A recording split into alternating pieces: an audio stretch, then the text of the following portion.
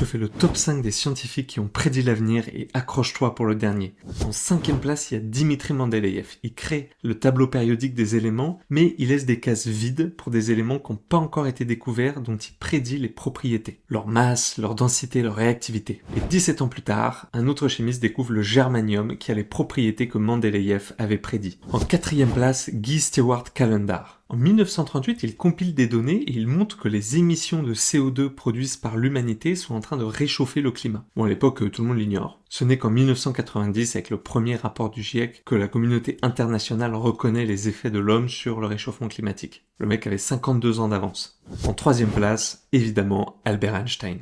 Il écrit en 1916 que l'espace-temps peut vibrer comme une nappe sous tension et que ces vibrations sont des ondes gravitationnelles. Il prédit leur source des événements extrêmes comme la fusion de deux trous noirs. Personne ne détecte ces ondes. Ce n'est qu'en 2015, 99 ans plus tard, pour la première fois, que les détecteurs LIGO, des détecteurs géants, détectent une onde gravitationnelle émise par la fusion de deux trous noirs à des milliards d'années-lumière. 99 ans d'avance, c'est pas mal, sauf que Einstein, il s'est fait griller par John Michell. En 2e place, il calcule en 1783, avec les lois newtoniennes, qu'une étoile suffisamment massive pourrait avoir une force gravitationnelle tellement forte qu'elle attirait toute la lumière et serait donc sombre. Il appelle ça une étoile noire. Bon, en pratique, il a inventé le trou noir. Et il propose même qu'on le verra pas, qu'on pourra le détecter par des influences gravitationnelles. Bref, 130 ans avant qu'Einstein prouve leur existence, il invente les trous noirs. Et maintenant, le king en première place, Giordano Bruno. Il affirme en 1584 que l'univers est infini, qu'il est rempli d'une multitude d'étoiles et que ces étoiles sont entourées de mondes un peu comme le nôtre. C'est-à-dire que Galilée n'avait pas encore découvert qu'il y avait d'autres planètes que la Terre dans sa lunette astronomique, et tout le monde pensait que tout tournait autour de la Terre à l'époque. En fait, Jupiter et Mars, c'est des astres pour les gens, ça n'a rien à voir avec des planètes comme la Terre. Et en fait, la première exoplanète, c'est-à-dire une planète qui orbite une étoile loin du système solaire, elle a été découverte pour la première fois en 1995, 411 ans plus tard. Sauf que pour avoir défendu cette vision d'un univers infini et peuplé d'autres mondes, il a été brûlé vif par l'Inquisition en 1600.